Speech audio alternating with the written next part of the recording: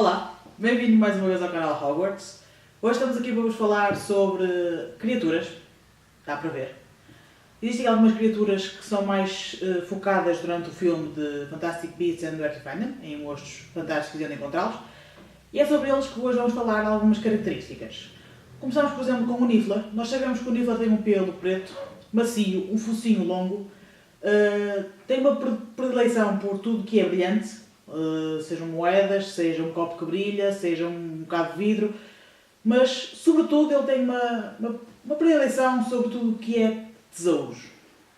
Eles costumam viver 20 metros abaixo do solo e nós temos uma referência sobre eles para quem leu o livro de Harry Potter e o Cálice de Fogo. Vocês podem ver lá, numa das aulas do Hagrid, de tratos de criaturas mágicas, vocês vão ver lá que eles falam sobre o Niffler. Eles conseguem procurar tesouros melhor do que muitos garimpeiros por aí. Outro animal que nós vamos poder falar é do Swoopy Evil. Swoopy Evil é um animal alado, verde e azul. Vive dentro de um pequeno casulo. Quando não está a voar, normalmente ele fica naquele casulo que nós vemos no filme Na Palma da Mão do Newt. Tem o poder de se desviar de alguns feitiços e segrega um pequeno veneno. E esse veneno que por exemplo é usado pelo Thunderbird no mesmo filme, em que é um pequeno veneno que faz o feitiço Obliviator, faz apagar memórias, alterar memórias. É essa a função daquele veneno que o Swoopy Evil cria. É preciso ter muito cuidado com o Swoopy Evil porque ele simplesmente suga o cérebro das pessoas. É preciso ter cuidado com aquele tipo de ave que não é realmente de confiar. A próxima criatura que nós vamos falar é Thunderbird. Sim, aquele fantástico animal. Ele é originário do Arizona, tem várias asas no seu corpo, a sua cabeça é como um hipogrifo e, por exemplo, o Frank, de Monstros Fantásticos onde encontrá-los, tem 6 asas. Estão a ver a ideia. Thunderbird é uma ave que consegue pressentir o perigo. Ele consegue sentir quando algo não está bem ou quando algo vai acontecer. E também é denominado o pássaro trovão por algum motivo e ele consegue criar tempestades e chuvas catastróficas mesmo. Estamos a falar de algo bastante abundante. E também temos essa situação no filme. Se vocês verificarem bem, aquela ave consegue fazer toda Nova Iorque chuva em peso para espalhar aquele pequenino veneno, que ainda agora falámos do Swoopy Evil, que é para fazer o feitiço Obliviate. Thunderbird é uma ave tão importante que, para vocês terem uma pequena noção de como é importante, a Escola de Feitiçaria e Bruxaria da Ilvermorny deu a uma das suas casas o nome dessa mesma ave, Thunderbird. Mais uma das criaturas brilhantes que Newt traz na sua mala é Erompent. Erompent é um género de rinoceronte, ou seja, ele é bastante similar a um rinoceronte. Tem um chifre que também é preciso ter bastante cuidado porque é um chifre explosivo. Tem determinadas características explosivas no chifre, onde ele colocar o chifre vai haver uma explosão certa. É uma criatura nativa da África e chega a pesar até 1 tonelada. Portanto, não é uma criatura fácil. Como é que o Newt consegue transportar aquilo numa mala com 1 tonelada? Não deve ser fácil. Okay. O Erompent não ataca ninguém a não ser que seja provocado. Uma vez provocado, o nível de irritação do animal, da criatura, é de tal forma que ele consegue destruir locais inteiros. Portanto, é catastrófico todas as vezes que um Erompent se enerva ou se irrita.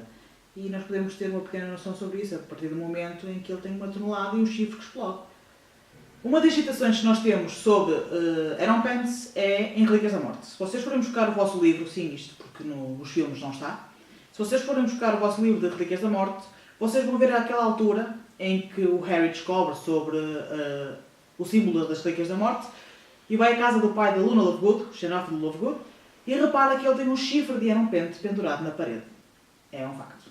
Ela alerta o Harry para o chifre que está na parede, que é bastante perigoso, e acaba por realmente ser bastante perigoso, porque lá está, como acabamos de dizer, tem propriedades explosivas e acaba sim por explodir. É inevitável.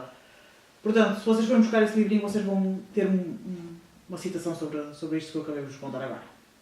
O próximo animal que nós vamos falar, a próxima criatura que nós vamos falar é Diminguis.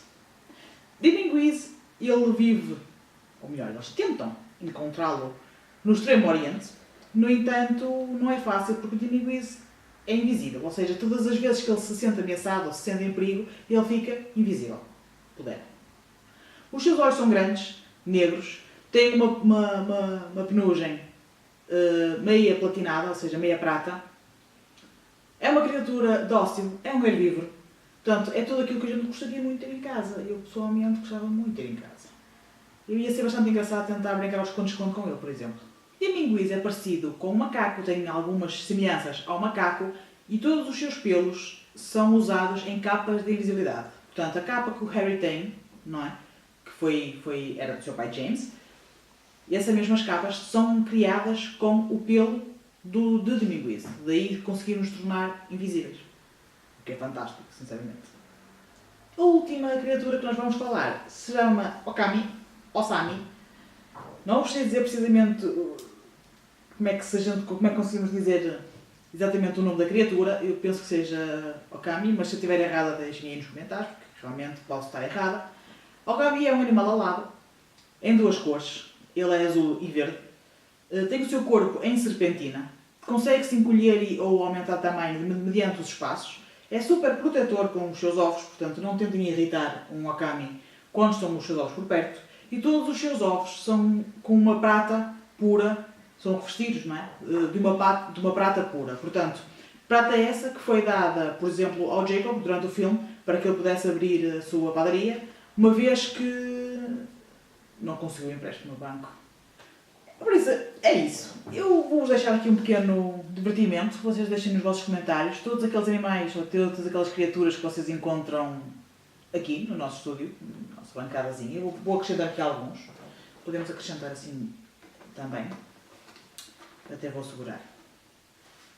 E assim. Deixem aí nos meus comentários, vocês sabem realmente o nome de cada um. Qual era o vosso favorito? Qual era aquele que, conforme eu gosto muito do Diminguiz, qual era aquele que vocês realmente também gostavam de ter em casa? Acredito que muita gente não irá querer ter um Iron Pet em casa, mas quem sabe. Por hoje é tudo. Não se esqueçam de se subscrever no canal, dar o vosso like, vocês já sabem que ajuda muito. Vou deixar na descrição dos vídeos as redes sociais para vocês nos poderem seguir, Facebook, Twitter, o blog. Não deixem de comentar, não deixem de ativar também o sininho com as notificações para que sejam sempre notificados todas as vezes que o canal tiver um vídeo novo. E despeço-me desde já. Beijinhos e abraços. Tchau!